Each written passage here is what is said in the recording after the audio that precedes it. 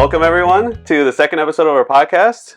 Today we have Sydney, one of my most loved friends, longtime friend. We've gone back, how many years now? I think 15, maybe more. 15. Yeah, somewhere around there. Easily. And yeah, it's so great to have you on. Right back at you. Thank you for having me. I'm super excited to be here. Yeah. Honored to be a guest. So I guess let's start, in the beginning. I don't know that there's any particular moment that I can think about when we met. It just kind of happened sometime in high school. Is there anything that you can think of about like one of our first interactions? I can't think of one, but I'd like to. Do you have something came to mind for you? I think a core memory, like when you first popped into my life, was it had to be a trip when we were super young to Centennial Beach in Naperville. I feel like. Yeah. And we had a friend group there, and you were doing some sort of funny performance in the pool or the water, and I knew of you, I think, but I was like, who is this guy? Like, he's hilarious. Yeah, literally 100 pounds probably. Oh, super small. Yeah, literally a mosquito. Forearm. Yeah, a mosquito. That's like, a little bit of a gnat.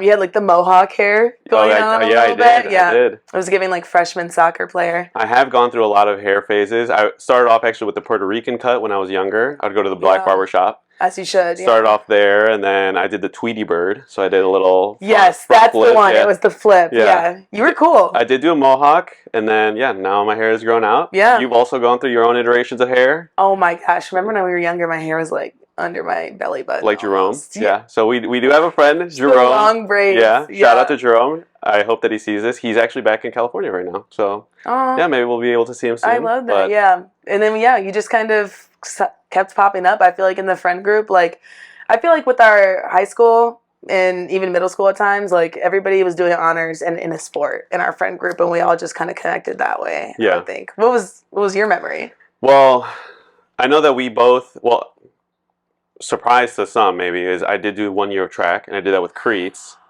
So I remember that. Which was also 1 year off of Lamar. So he just did it on his own for whatever reason, and then he was like, "This is not for me."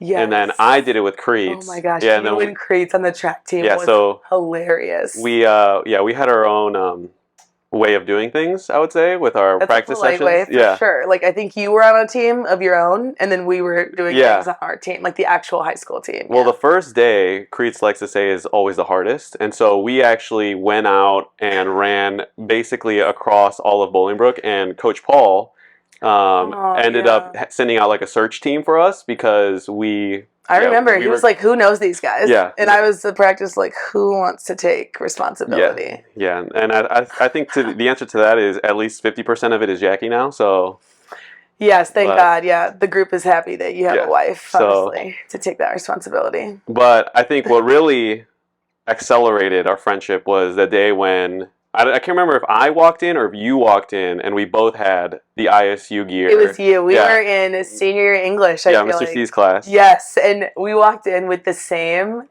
ISU. It wasn't a little bit different. Maybe it was the same. I wore a black hoodie. Yeah, like a crew neck. Yeah, like a crew neck, And you walked in, and it was just, what I love about us is that it wasn't like, oh my gosh, we're going to college together. It was like, why are you wearing that? Yeah. It was immediately like turf. Yeah, like, why are you're you on my doing territory. This? Yeah, it's like, because I'm going to ISU. I'm going to ISU. Yeah. And it was just immediately like, oh my gosh. And then fast forward to ISU, I saw you. It was move-in day. And who comes around the corner? Danny and his whole family. And I was like, oh my gosh. But I mean, I'm so glad it ended up that way, because even like, getting dropped off at college is scary. And I remember the first night we hung out, and I immediately felt like it was going to be okay. Because we were together. It's good to have just some semblance of like home 100%. when you're somewhere away from home, right? Because there's just obviously the history and familiarity, the words that we were using back then. We were a lot of Bolingbrook vernacular, which I guess touching on Bolingbrook again, one thing that I wanted to touch on was our senior prank and our graduation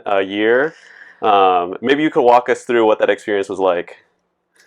Wow, that experience was a fever dream of sorts, because talk about it going so sideways. And I just want like everybody to understand that I basically assembled all of the seniors in Remington, which is a park in Bolingbrook, weeks before, to be like, hey, because we had the Army Master of Principals at the time, like Mr. White. So I was like, we cannot do anything crazy. This man will send us to jail.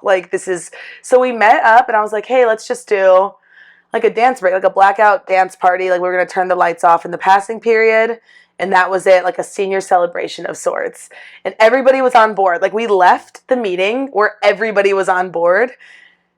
And I don't know what happened in the 2 weeks in between, but I remember we started, like, it was very cool. Everybody was taking pictures. We had, like, our war paint on. Everybody was in all black.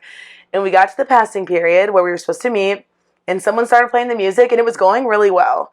And then out of the corner of my eye, I see a garbage can just fly through the air. And immediately, in Bolingbrook, I should have known, honestly, but Bolingbrook is crazy. And so I see the garbage can fly in the air. With photographic evidence, which we do have. We do have. And the garbage can, whoever caught that picture, it's in the air at the time of the photo. So, and then water balloons start going through. The people are now getting wet. So people start screaming. You look to your right. A pregnant student is getting choked out by the security guard. I can't make this up. Also on photo. Also in the same picture. In the same picture. You've got the garbage can. You've got the choking out. So I'm like, what happened here? Turns into a stampede. And you might think, oh, go ahead. Yeah. I was just going to add on, I don't know, in that stampede, there was also a pogo stick. That's what so you might think like the water balloons.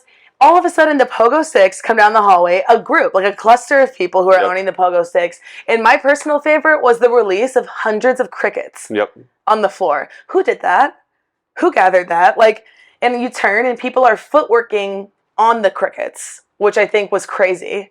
And then the stampede happened, and my mom was actually working at the school at the time. They flipped over her spiritware table. There was a dance battle in front of the cafeteria, and the police, like we had a police office in our high school with IBLO. So.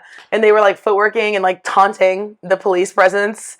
And then they went outside and pogo sticked onto people's vehicles. Yep. And I think some vehicles were also wrapped, I think. Yes. Oh my gosh, yes, wrapped in plasticware. There was a lot of sideline work being done that we were not aware of. And the whole school went into a lockdown. The police were called. And I don't think I've ever been more scared in my entire life. I think that was also the best case scenario, if I recall. I'm not going to disclose any names, but I think someone was discouraged or talked down from bringing a pig into the school. So thank God. Yeah, no, that's the last thing we needed was livestock, because the crickets, I think, really took it to a different, like, that's just a crazy. What were you doing at home? You're just like, let me go. Where did you get them? You went to Petco and did a mass order of.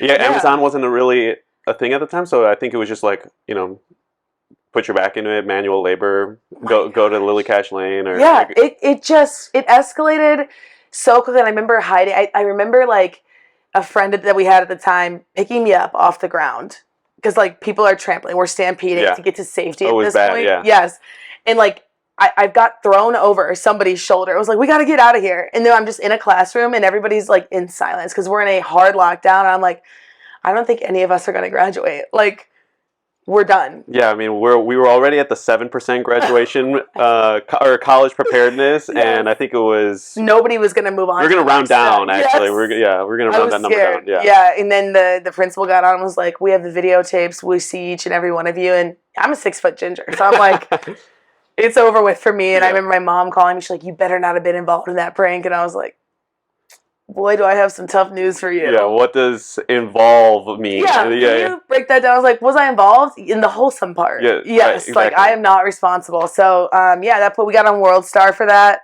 We did get on World Star. We do have a video that has a compilation. Oh, of the fight. We're all in this together. Yeah. And I think that is what is so beautiful about Bolingbrook is that we own who we are. Like, we fight a lot. It's crazy, but we're all in this together. Like, people are cheering on the fights in the video. Yeah, there's something about, the pressure of maybe being in a fight that day that, pressure makes diamonds is what they say. So every day. That's for sure what they were thinking. Yeah. They were ripping each other's hair out. Yeah, well, it's maybe just like a Darwinian, like, one of us is going to make it out. And, I mean, the battleground, it might still be the battleground, was behind the 7-Eleven. Very oh my gosh, popular place to go settle feuds. Right across the street. Yeah, settle feuds. Yeah, like I'll meet you outside. Yeah, we're never gonna do this on school property, but we're gonna go to the park. We're gonna go to 7-Eleven. It was a very peaceful transition to. I think like we knew how to handle our business. Yeah, there's something about like orderly disorder of like 1,000,000%. We're gonna do this the right way and then just make sure that it gets settled. Yeah, 100. Yeah. We knew what we had to do. We were about taking care of business, and I really appreciated that about us. Fortunately, I never was. I actually, for the first few, I think like first 2 years, I didn't witness a fight because I was always coincidentally on the opposite side of school, which frustrated me because it was every day there was a fight every single day, and I just had crazy timing where you could maybe good, up. maybe bad. I don't know. It's a good thing. I think as an adult, I wasn't like scandalized. A good thing, yeah. But they were all around. A lot of them were in like the athletic wing, like on the way to the locker rooms. I feel like because it was like a big space, a lot of open space, or to the cafeteria. It might be because I was in band. Now that I'm thinking about it, yeah. I for sure you were. Is that A wing? That is right? A wing. Yeah. I don't think you guys were swinging a lot in the A wing. Yeah, just Did you have any fights? just like musical notes. Yeah. No, I personally wasn't engaged in a fight, but I did get punched. Do you remember? And oh no, that was before we met. Yeah. So I did get punched in middle school. By who? Or I don't. Yeah. Wow. But yeah, that they wanted my burger. Actually, it was a chicken sandwich, I think. Okay. And it was after one of the choir. I think it was like 8th grade or 7th grade. Yeah. No, it was 8th grade. It was one of the musicals. We went to Portillo's, and then this guy wanted my sandwich, and I said no, this is my sandwich. Yeah, naturally. And then things went on or whatever, and then as we were getting ready to go home, I get a tap on my shoulder. So someone taps on my shoulder, and I turn around, and I'm immediately falling after that because I just get knocked out. Imagine cold, like over a chicken sandwich.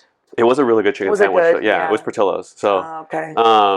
Yeah. Fortunately, don't order your own. Just punch something. Yeah. I think that was just one way of doing a transaction, I think. Yeah, taking care of business, if you will. And then, fortunately, the people knew who they were, and so there was a little bit of chase after that. But I did get in the ambulance because I wanted, in a way, to experience that. I was like, maybe next time I get to experience this. $600 experience. Next time I might not enjoy it as much. So I just got in and I started talking. I actually might be in really bad shape the next time I'm in here. I just was an opportunist. It was. I like that about you. Okay. That's great. Yeah. Yeah. Well, that's good. Yeah. I think as an adult, I don't think fighting. I'm glad we avoided it. Yeah. Yeah. Just verbal fights. Yeah. Yeah. Just instigator. Yeah. A little bit. That's the only thing I think. But I guess, we were able to level up from the high school experience and go to the college experience, which I know we were just talking about. And I mean, ISU had its own way of doing things as well. There was a lot of, just its own way of moving and grooving around the campus. Great school. My brother's there right now, actually. Well, actually, he's back, but he's a sophomore. So, can you believe that? Yeah. No, I can't. Holy cow. Just finished his sophomore year, and good for him. I don't know if you've been back, but the school looks totally different. I have only been back once, and it was before they redid the Bone Center. They did. So I haven't seen any of the new things. Super updated. Looks totally different. I mean, that was one thing that I think we got to experience a little bit at the end. They were doing a ton of construction. Yeah. Mm-hmm. But we didn't, unfortunately, get to actually experience it. But now going back, it's nice to see, just over the years, you're like, wow, it's actually been... And you go back a lot, I would say, like, in terms of revisiting school. You're honored a lot there. My brother's there, my cousin's there. Wow, okay. So it's good in the way that you still have that sort of investment. Sure. Of saying, like, I'd love to go back. But, I mean, it's been 6 years since we graduated. And it's crazy to think about. I mean, we had, of course, our times in the dorms, our times living on Mulberry or Willow or Cherry or wherever, and the multitude of streets, going to Pub 2. And Wednesdays, the cheese curds, the $5 pitchers. Yeah, there's just something about that. But then I guess now we're in the city of Chicago. We are. What's that? Get away from me. I was gonna say, what's that transition been like now that you're obviously like we're working, we have our own way of doing things now. We're not at home. We're not in our own schedule. Like, how do you find yourself settling in now in the city versus the years before? Yeah, I think I had this feeling of I'm right where I need to be. Mm-hmm.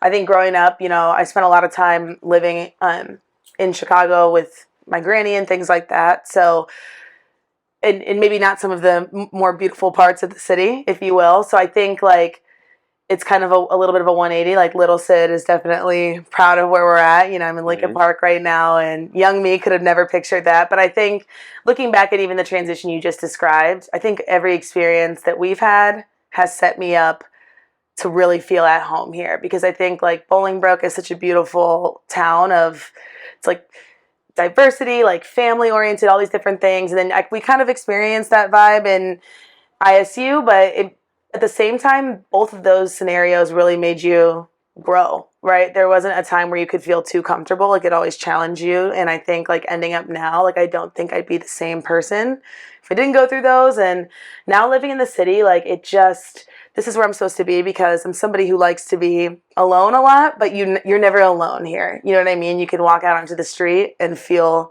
surrounded and very much at home. I love the neighborhood. I just love the character in Chicago. It just feels like home. And with you guys here too, like I think obviously that makes the transition so much easier. Any transition, you and Jackie have been with me. Like, so I think that I'm really blessed to have the family and the friendships that I have here. I think that makes the transition a lot easier to feel like you're growing up and you're taking these steps and you're figuring yourself out, but knowing you have this group that you can turn to. I don't know, I would never take it for granted. I think it's unmatched, and we're very lucky to have that, I think. Yeah, there's something to be said about having the opportunity to live in the city but still close to home. Yeah. Oh, for sure. Yeah. And you know, my family is from here, and so to your point, my mom is still in Bolingbrook, but shout out to Mrs. Banks. Shout out to Mrs. Banks, hey mom.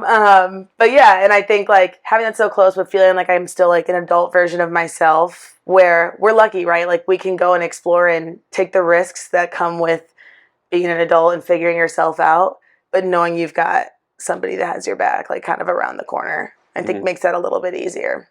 Yeah. Sure. Yeah. And then some people don't have a large city like Chicago nearby.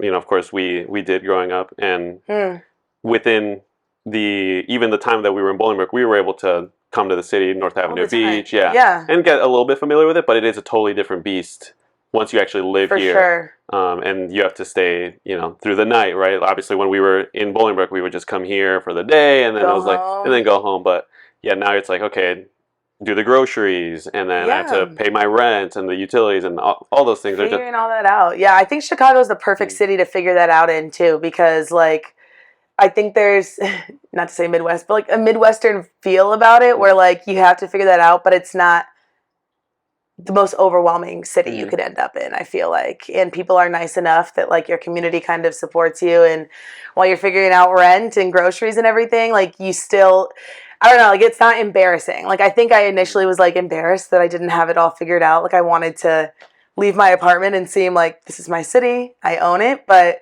actually like the strength and the fun is in not owning it and like slowly figuring out how you're going to make it your own.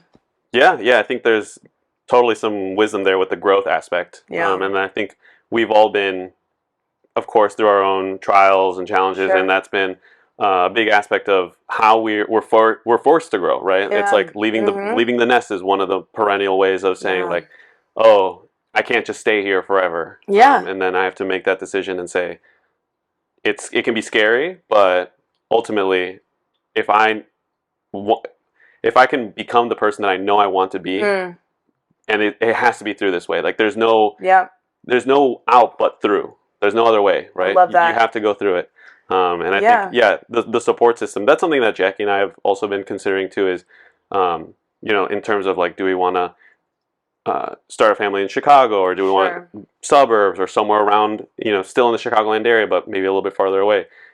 You can't understate the support system, 100%. Because ultimately, you know, FaceTime is nice, phone calls are nice, but there's nothing like the conversations that you and I are having right now in person, right? Like in the flesh. It's so much better when you have face-to-face, and it's the same thing with family. And being able to just show up, Yeah. Do you see yourself like living in Chicago long-term, or in the future, would you like to try out another city? If you asked me today, I would say I see myself in Chicago for a very long time. I think I don't have a huge family, so the people that I do consider family are here in the Chicagoland area. And I've been very lucky to travel to other cities and everything, and I love Chicago. I don't know, it has everything I need here. I hate the winter. That breaks my spirit every year, but keeps housing prices low. Is it? Are we calling these low? Yeah, that's true. But no, I think I could see it, and I honestly I could see myself. I haven't made a determination if I'm going to be somebody who has a family or not, but if I were to go that route, I could see this being a great place to start that too. I think if I met somebody who wanted to explore another city for a little while, I'm totally open to that. I don't have anything against it, but right now these are where my people are, and I think I've learned a lot recently, honestly, in the last few years that like that's my priority right now is just being around the people I love and love me the same way. So yeah, I think I'll be here for a long time. Nice. That's good to hear. Yep. And I think that's one aspect that's so key for us sometimes is the focus. Like getting the clarity on things can, one, be of course super helpful, but the way sometimes that comes through is, of course, less than ideal, what we can say. But the way that I think I've seen your growth, and maybe this is something you can talk about too, is especially in the last few years, I know that it's been a very trying time. How do you see the Sydney today versus the Sydney from, let's say, 2 years ago, right? Things were very different, but I think there's also something to be said, not just about the way things were exterior, right? Sure. The people around you, but also in an interior fashion. Like, how would you compare yourself?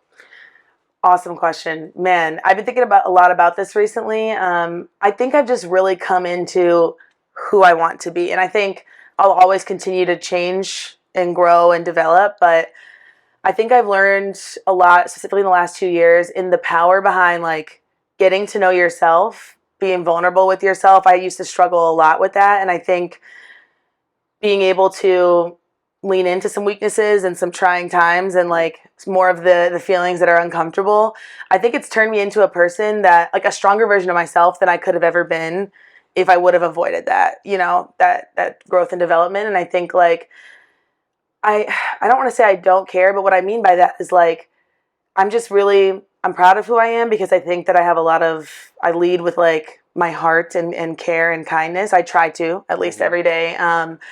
And I just really like who I'm becoming. And I think that I never sat down and took time to look into it. Like I always wanted to make sure I was keeping up with my friend group. Like, cause I felt like for a long time, you guys were more stable in your jobs and the direction you were heading and things like that. Like I would focus so much on like, where am I at in comparison to everybody else that I didn't take a lot of time to sit down and be like, but what do I like to do? So I think I just took a lot of time to do that recently. And I don't know, it's a powerful place to be in because I'm able to brush off like maybe what other people think. I don't really think about it a lot. Like I just get up and I'm like, what's going to make me happy and how can I care for the people in my life? And I feel like I'm in a really good spot. And I feel like I've proved a lot to myself over the last couple of years that I am actually pretty cool, pretty strong. So, which I didn't feel like that for a long time. So yeah, I feel like I'm in a great spot, I would say. I think younger Sid would be proud for sure. Yeah. And I think that's really important there, what you said about even leaning into the weakness, which can be really scary for people especially when people feel like they're self-sufficient and they don't need anyone. And I think, one thing, I think I might have mentioned this, but maturity isn't going from dependent to independent. It's going from dependent to being dependable. And I love that. Yep. Yeah. And where you see that ultimately is that there's actually power in weakness, which can be very paradoxical, but ultimately, power isn't something that you like impose on others. It's something that's given voluntarily to you. Exactly. And being there for family, being there for your friends, and really showing out in affection and love and asking how they're doing and going out of your way. Like those are things that I think just show us what the ultimate meaning to our existence and everything really is. And you helped me a lot with that, I would say. Like you and Jackie as well. And like I think I got it in my head that I had to show up as like, I really liked when people would be like, Sid, you're so, like upbeat and funny or whatever. And I liked being perceived as that. So I think in my head, I was like, I don't want to be perceived as anything else. I want to be perceived like things brush off. But you specifically in the last couple of years have shown me that power and leaning into weakness and, leaning on others, I think. And I think that's changed everything. I think it's allowed me to be a more authentic version of myself, even when I'm by myself. So yeah, I totally agree. Yeah. And I think even for me, one of the big role models in that has been like your dad. Yeah. Right? He's, we all know, wonderful man. And I'm sure he's watching us right now with a smile. Yeah, he would love this. But yeah, the question is ultimately, we're not independent totally by ourselves and we know this because we were babies, right? And as babies, we depended on others, and you ultimately see that growth throughout the years. But there's something beautiful about, what in the future, we hope that Jackie will be a mother, I'll be a father, and there are things that she can do that I can, and things that I can do that she can't. And that's not a limitation of sorts. It's just by the very nature of who we are. Exactly. And ultimately, when we become one, right, the parts become, or the whole of the parts becomes greater than the parts. I love it. Yeah. By themselves, right? And I think that's so true with friendships too. Yes. Where ultimately we depend on each other, and I guess through these trying times, and of course looking at your father as a role model, is there anything there that you've seen as you go through the clarity? Right, there's a lot of fogginess and confusion with everything that happened. Has there been maybe like one takeaway that you said, this has been such a huge change in the way that I either perceive myself or perceive the world versus 2 years ago? Yeah, I would say, and this is like a twofold answer. When it comes to myself, I would say like I've always had what I've been seeking in others in myself, I think, if that makes sense. Could you expand on that? Yeah. I think like, and my dad was a big influence because I would lean on him for everything. But looking back in our relationship, I realized a lot of our conversations we had would be him guiding me to realize I already had, whether it was the strength that I was looking for, the love that I was looking for, the support I was looking for, I already had it within me. I just couldn't see it all of the time. And I think losing him was a trial, but it also made me realize without almost the crutch of him there, because I would turn to him for literally everything, like even if it was a quick reminder of like, I've got this. I realized that feeling is still there because of how like that was set up. And I think that is a big thought about myself specifically that came out of it, was like, I've already got what I need. Like, I just have to remind myself of that. And the world in general, I think it's just, kindness is going to just take us where we need to be, I think. Like, and my dad was big on that. One thing that he instilled in me is seeing people, not just walking by and everything, like just like seeing everybody for who they are. Like, this is all of our first time doing this. Like, very true. We've never been 28 before. You've never been a husband before. Like, this is our first time doing everything we're doing. And so just like coming at it with that viewpoint. And I find myself, I'm not upset really with anybody, because it's like, we're just trying our best and we're all going to make mistakes, and everybody's got something that they're trying to navigate and figure out. And so I feel like it's led me to just have this viewpoint of the world where like, it's not as intimidating anymore because we're all just out here learning the same thing. We're doing it for the first time. So I don't know if that makes sense, but yeah, I think that's very beautiful and very profound truth, right? Yeah. To see people not as these automatrons or like they're just robotic in nature and they know what they're going to do, or even like an expectation of saying, can't people realize that I had a hard day, or can't people realize that like, no, they had their own trials and tribulations. And it's a difficult thing to also get. I was talking about this with someone recently, but getting out of your own way. In a way, it's kind of paradoxical again. Something else of, well, how can I get out of my own way? What does that mean? But ultimately, we want these flourishing relationships. Is it actually me that's preventing that from actually happening? Right. And to your prior point about leaning on others, like, yes, that can be good up until a point. I think if I were to relate that to an analogy that I recently heard, there's sometimes let's say like you lose a remote or you lose your phone on the couch and you're like, oh, I know it's somewhere here, but like, I don't know where it is. Right. And you're like, I don't know where. So then you like pick up the pillows and move things around. You're like, it's somewhere in here. Right. Yeah. And you're not going to give up. You're like, no, I know I literally just had it. It's right here. You're going to look forever. Yeah. And that's when we can look at like the virtues, whether it's faith or hope or love, like it's there. It's somewhere in there. And if you, like what you said, you've learned, it's going to be there anyway. That's what your dad taught you. Yep. You just have to find it in a way that maybe you have to put in a little bit of elbow grease.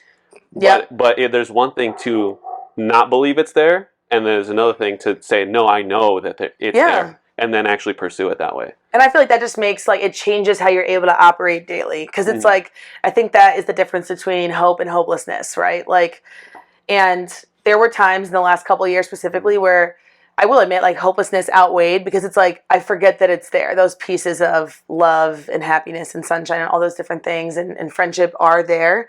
But I think if you just keep reminding yourself, like you said, that they're there, it just gives you the strength to never give up, because it's like you're going to find it eventually. You're going to find the remote. Like, I will watch TV again. Like, it'll be okay. And yeah, I feel like it just gives you a different level of strength that, like, you didn't realize you had, where you're just like, I'll figure it out. Yeah. And it's good. Yeah, I think it's in a way a purifying fire, where that strength, in a way you had it, but you didn't. Yeah. Because it wasn't tested. Exactly. And I think that's where you said, life can be a little bit dimmer or not as vivid in a way, but it's still the same life, and you just have to, realize, hey, there's still beauty there. There's still amazing friendships. I still have a wonderful relationship with my family. I still have all of these people that I can lean on. And now through that, you're able to see something. I would hope something even more beautiful. 100%. I think, like, even thinking back to the transition you're talking about from college and living at home and everything, and then transitioning to being an adult in the real world, it hits so much differently now, because you're not constantly surrounded by people reminding you of that. Mm-hmm. And so when you're off on your own and an adult, like, you have to find it. It forces you to consistently find it on your own. I think it's a great thing if you look at it the right way. Yeah, and just the aspects of community, how important it is to, like, as we were saying, rely on others. Mm-hmm. I know one thing that you really loved to do with your dad was running. Yeah. And one thing that I had heard that you guys, I think, did last year was actually do a little run club that you guys had run down. Mm-hmm. Yeah, could you tell us a little bit more about what that was like? Yeah, that was great. So, my dad and I, we used to travel around, and not to toot our own horn, but, like, win 5Ks together, and it was our thing. And he's been my running coach since I was 12 years old. Like, he's the reason I did everything running-wise. And we had both wanted to do the Chicago Half Marathon, and he obviously passed before that, and we both had registered. And I almost wasn't going to do it, and luckily I reached out to my community who I knew was also doing it. So those are our other friends that were running at the time, and I was like, hey, I don't think I can do this by myself, because it's a hard pill to swallow that he wasn't going to be training with me. And we did a Saturday run club where we do all the hard runs together, and then we all ended up doing the race together. And it was just like, I think it made him proud, because one, he always wanted me to do that long of a race, and I've never been a long race person, but I felt him there every step of the way. And at first I looked at running, it was painful, honestly, to run without him. Like, it was something I didn't want to touch, because I felt like it sucked the joy out of it. But now, after that and accomplishing that race as well, at a time way faster, my dad would have laughed at me, because I ran like I was training for something. Or trying to qualify for something, and it was crazy. But it's a way that I connect with him now, and, like, I try to do 4 to 5 runs a week where I just go out, and maybe I'm not verbally talking, but I'm talking to him, and I can hear him, a little bit in my head, and it just kind of feels like we're back out there together. So I think it's going to be a big part of my life, probably forever, because of that.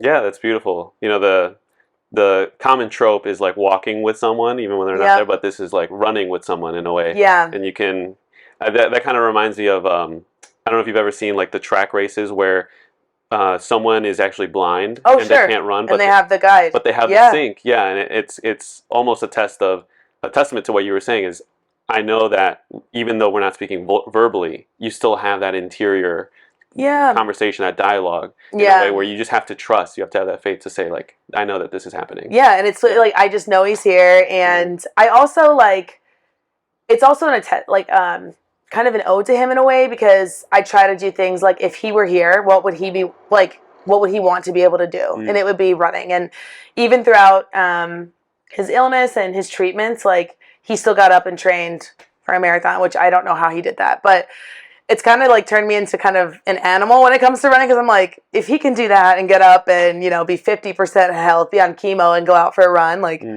I need to get up and go out there and do what he would want me to do. So yeah, I've re-imaged the relationship with running, and I'm so glad I did, because I love it. And then touching on that aspect of even the resilience and the mental strength, I guess nowadays, mental health is a very touchy subject for many people, just not necessarily that it's taboo, but in the sense that it's something that a lot of people are struggling with, right? Yeah. How have you seen yourself either strengthen that or maybe change the perspective to, keep that positivity and not let the hopelessness or the despair kind of consume you in a way?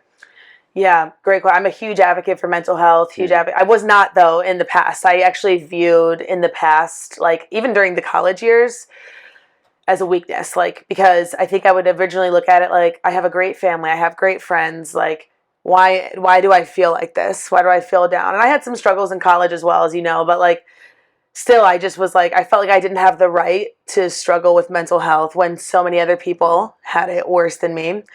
And then I finally started to do therapy when I was like, I want to say 24, 25 is when I started.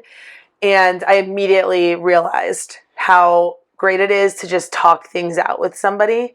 I think there's a lot of pressures. There's always been a lot of pressures on people, but even more so now, and I'm going to throw in like social media with that. And as a young person, you're always comparing, you're always wondering if you're doing enough. You're always just like worried about the next thing.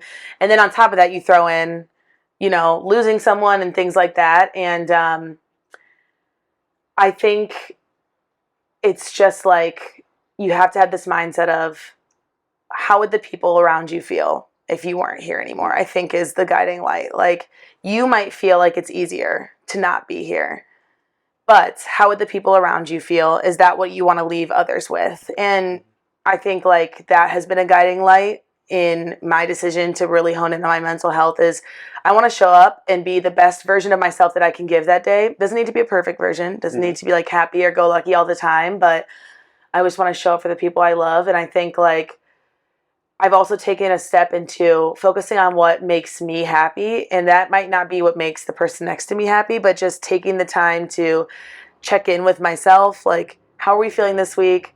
Are we working out? Are we doing the things that really amp up the good, the endorphins, right? And if we're not, how are we going to fix that? So yeah, I'm a huge advocate for mental health. And I think like, I'm starting to see improvements, especially for men. Like, it makes me sad when people feel like they don't have a space. I lost someone in high school, actually, who took his life that I was really close with. And I think that made me want to be an advocate for that. Like, I always want to give people an opportunity to be heard. I think that's the biggest thing that drives mental health, is people not feeling like they have a space to be heard and communicate their struggles. And so, like, I just hope that when I leave my house every day, I'm giving that space to people, because that's the biggest thing for me. Yeah, that's incredible. And seeing, one, the impact that, you know, when people have that despair and you know, act on it, that has, of course, on the community, because we're all connected. You know, we all are here for each other. And the hope is that we have that community, and then we have that people that we can rely on. Unfortunately, some people have it to greater degrees than others. So the question is, how do we, one, enable that conversation so that people don't fall into a sense of meaninglessness, right? Because I think one thing too that's important, that we innately know but sometimes disconnect, is the fact that with meaning we can undergo anything, right? Like, even going back to the story of your father, I love right? That, yes. He suffered, and unfortunately it was a very trying circumstance, but with meaning, with purpose, you can do anything. And so I think the connection there for many people is, you know, in the social media age, in the age where inflation is running rampant, and housing is expensive, and, you know, there's crime and etc. It's easy to kind of fall under the burden of saying, I have no hope, I have no way out. But what is that meaning, whether it's through someone, through family, through friends, through someone's faith, that then gives them that meaning to say, I can actually confront these challenges, or I can confront the unknown even. You know, it can be scary to get married, it can be scary to start a family, it can be scary to move to another city, but in a way you kind of have to have that resilience. You have to. And hope to say, actually, I can carry this weight. My hope is that we, like, our generation works to make that the norm. I think an unfortunate trend I'm seeing, especially with the internet and just people in general, is that it's not cool to admit that life is hard. And I think it would be crazy to sit here and say life is easy. I'm not saying it's not great, but it's not easy. Like, we have, especially at this age, we're figuring ourselves out. We're trying to take care of our family. We're trying to start our own family. We're doing all these different things. And so I think once the conversation turns to like, hey, it's not easy for anybody, I think it'll invite like more understanding for people who are struggling for whatever reason. And I hope that, like, I think our generation's more aware of that than maybe in the past. And even Gen Z, I think, is after us. They're super aware of that. So, and I think then that would come with people being able to, you know, not feel alone, like they can confront the things that they need to confront, because we're all confronting something, but people just aren't talking about it.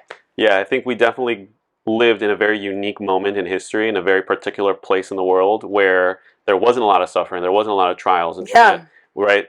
If you look at 2 generations before us, there was wars, and I mean even world wars, and there were, you know, different places in the world, unfortunately, are suffering famines or starving, right? Yeah, sure. It was very fortunate that, of course, we didn't go through any of those things in our generation, but I think now we're starting to realize some of the cracks and say, hey, actually, this isn't what reality has been like for all of human history. Like, people have starved, diseases, you know, and I think, especially during COVID, a lot of people were like, hold on, like, I'm not working. You're forced to sit with yourself and your thoughts all day. It's like, actually, my life doesn't revolve around my job. Like, I lost my job, and all of a sudden, I don't. Who am I? I still exist. So clearly, it's not my job that gives me meaning, right? Yeah. And so I think that's where people need to make that connection of saying, okay, well, I actually need to strap down and think about how can I, because love is a sacrifice. How can I be there 100%. and sacrifice for my family, my friends, so that I could be there for them, even if it's at my own expense. And if everyone does that, then, you know. You got to fill your cup first, or else you're not going to be able to give anyone what they really need.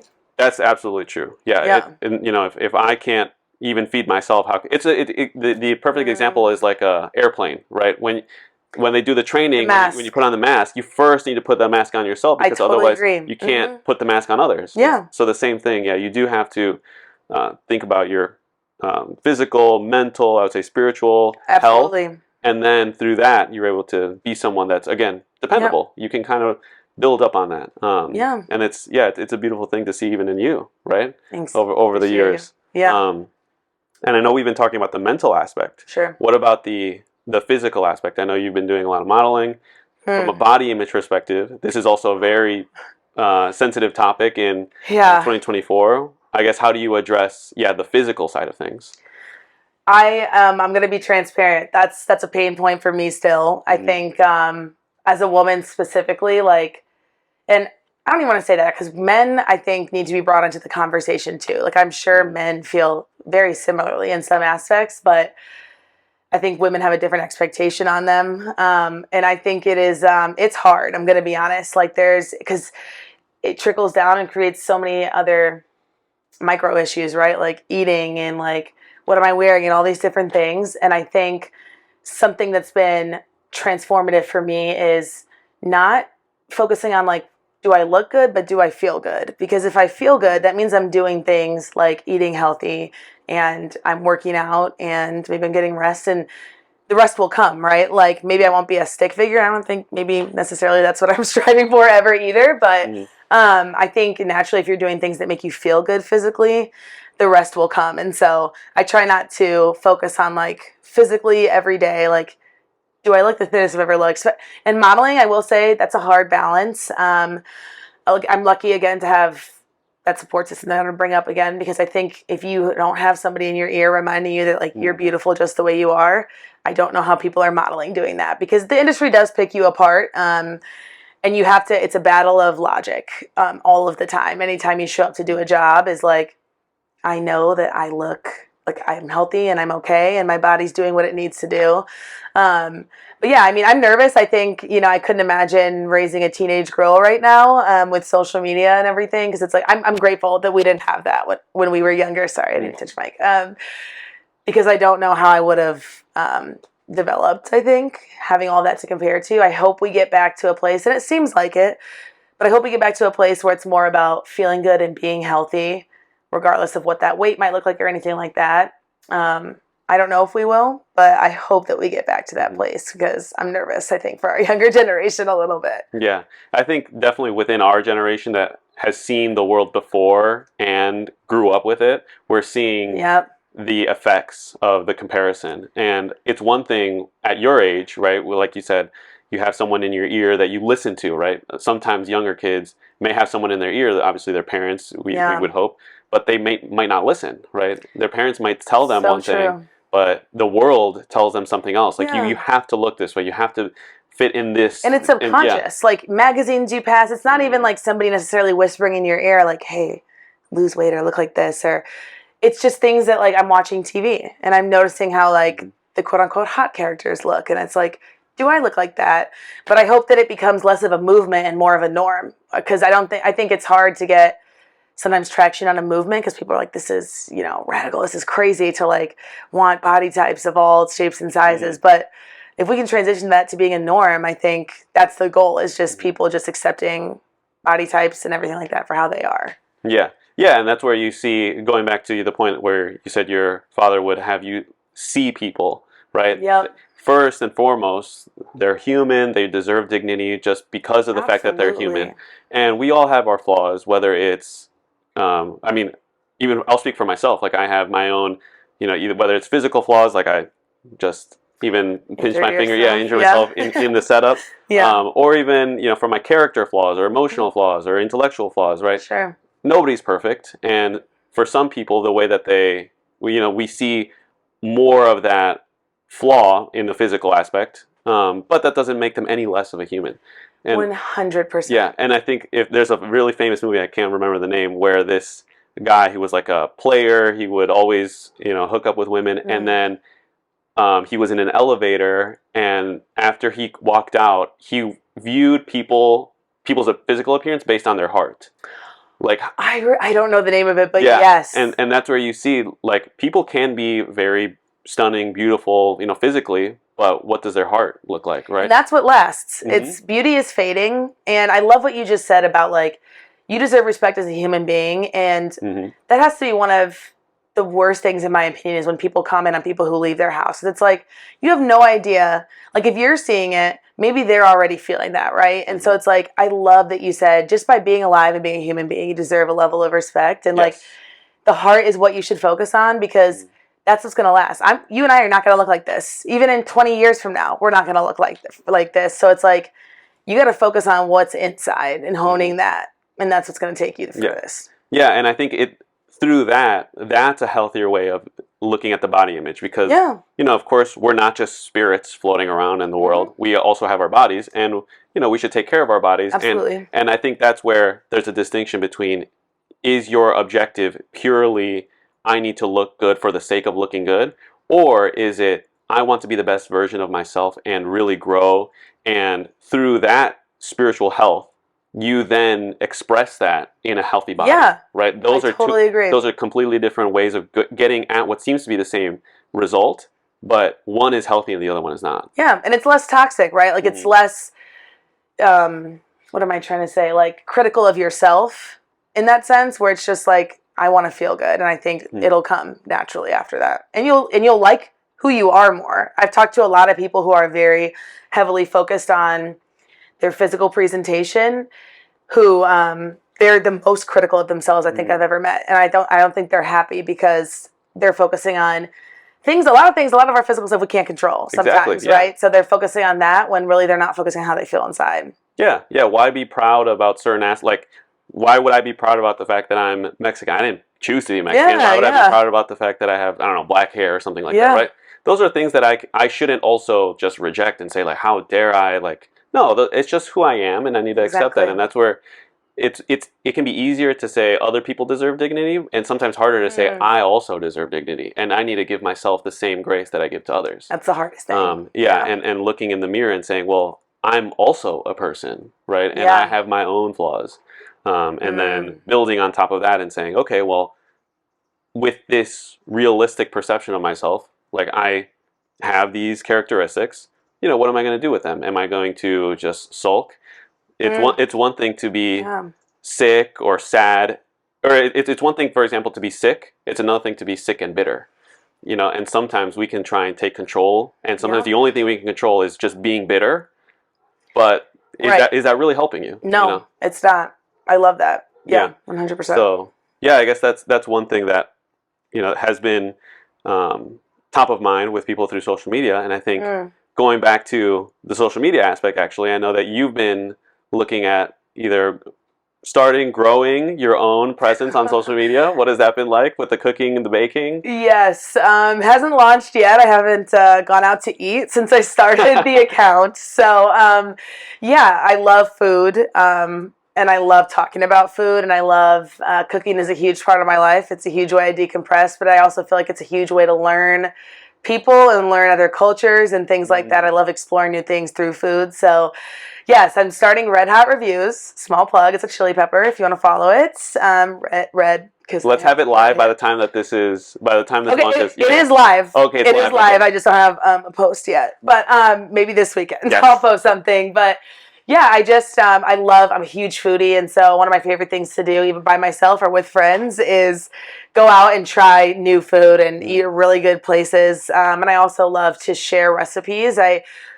Big into baking, but I'm also big into making meals that are good for you but flavor packed, because I feel like it's lacking sometimes when you're trying to like eat healthy. Flavor is sometimes lacking, so I like to get creative with healthy dishes that really punch you in the mouth with flavor. But yeah, I wanted to. Yeah, no, exactly. Put your foot in it. So yeah, the whole purpose behind the social media, and I'm sorry because I think I started yelling. The whole purpose behind the social media is to just kind of build a community around food, where I can like suggest things, but also bring people into my kitchen and what am I doing and what am I liking.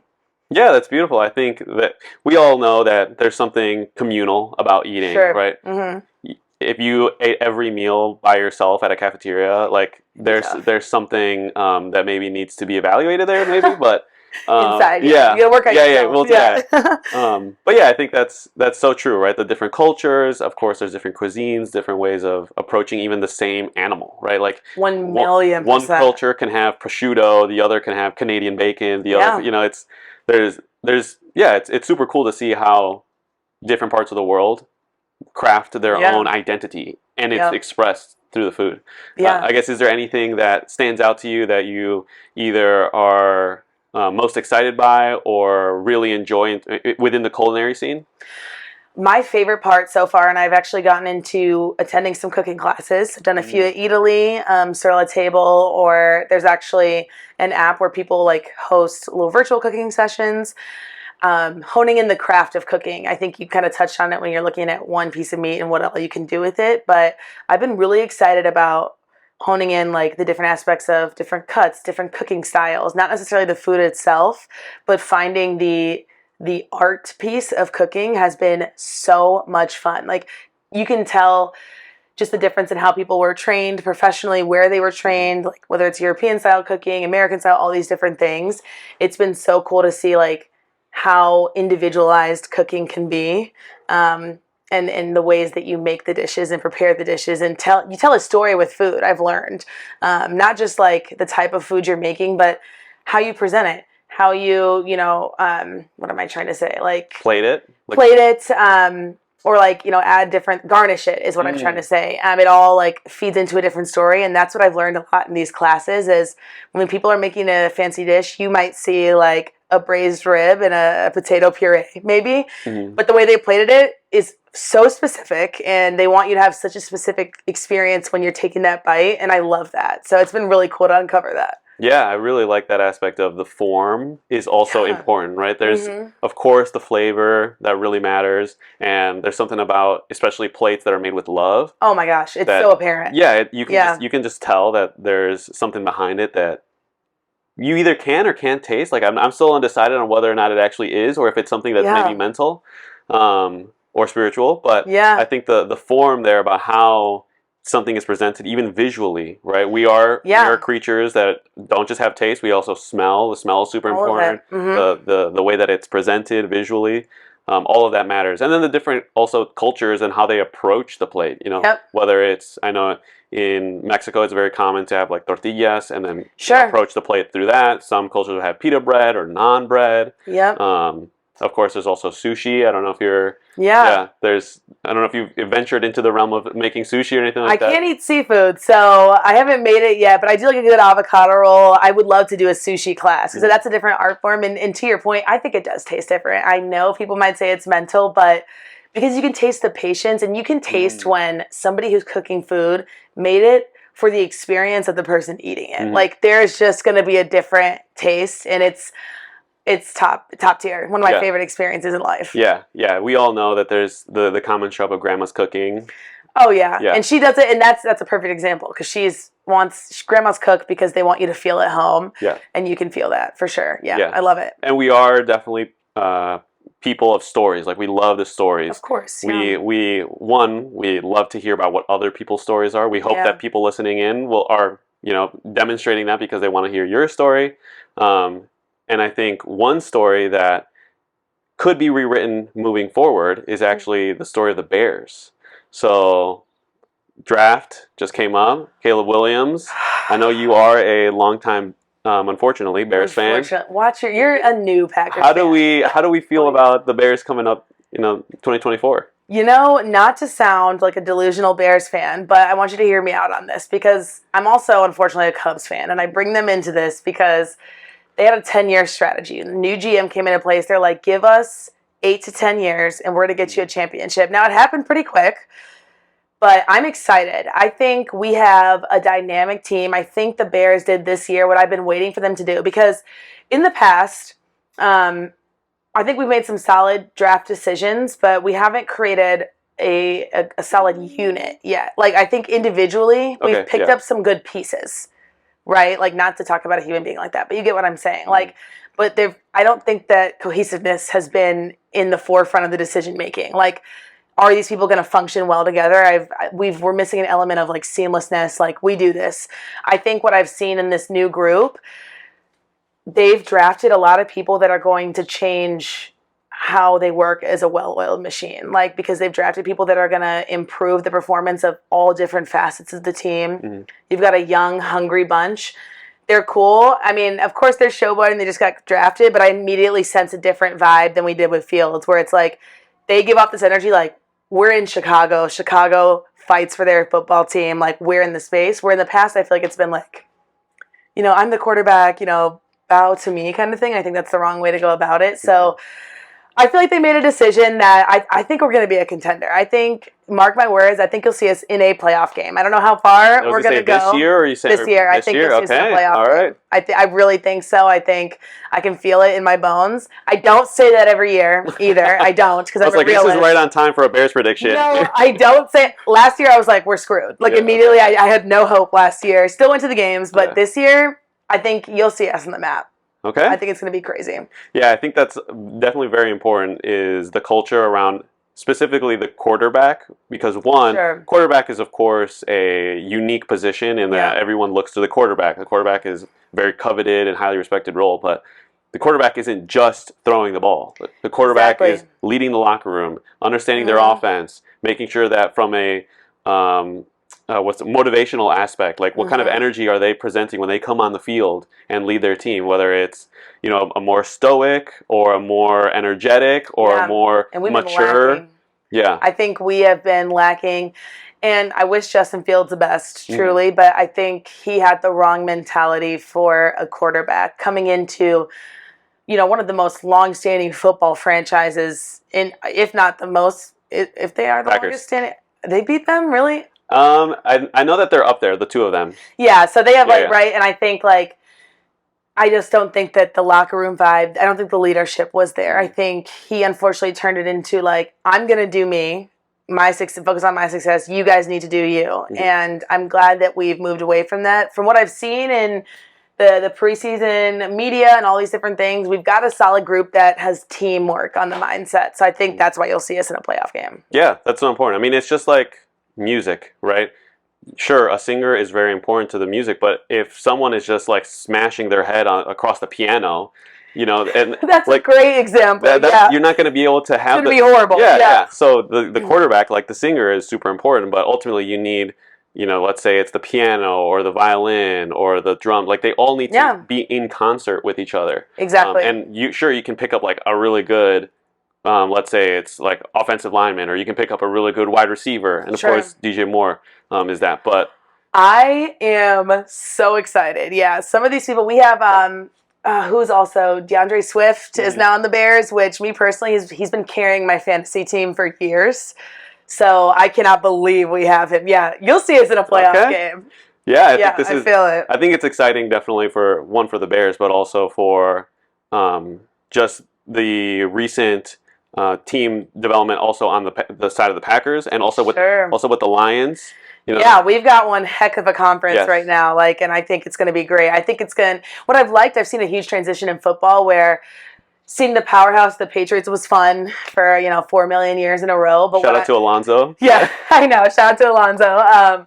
But what I've been enjoying about the last few seasons is there's no, in my opinion, one strict powerhouse. Like, you've got a lot of consistency across the board, and it's made football, it's honestly reignited my passion for football. It's just, I have no idea what the season's going to look like. I could look at all the stats I want, and I look at it, and I'm like, I don't know who's going to be the big dog. Yeah, so. Well, we still have that team in Kansas City to deal with, and whether it from a playoff perspective, and then of course the 49ers. Coach Keith, big fan of the 49ers. I love 49ers. The 49ers have always been a solid team. There's just so many solid teams to their core right now. The Lions, what an American football story that was. Yeah. How do you not get behind that? Even the Packers, they're my number one enemy, bane of my existence, but I respect, what they bring to the table for football. So I'm excited. I think we're going to see an insane season. So I guess starting to tie a knot on the conversation, we're looking forward to, the NFL season, which is coming up, but what's in store for you? Let's say in the next,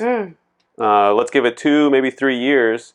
What's either something that you're working on? I know you mentioned the Instagram page that you have, but even more broadly, what's something that you see yourself moving into or kind of growing in?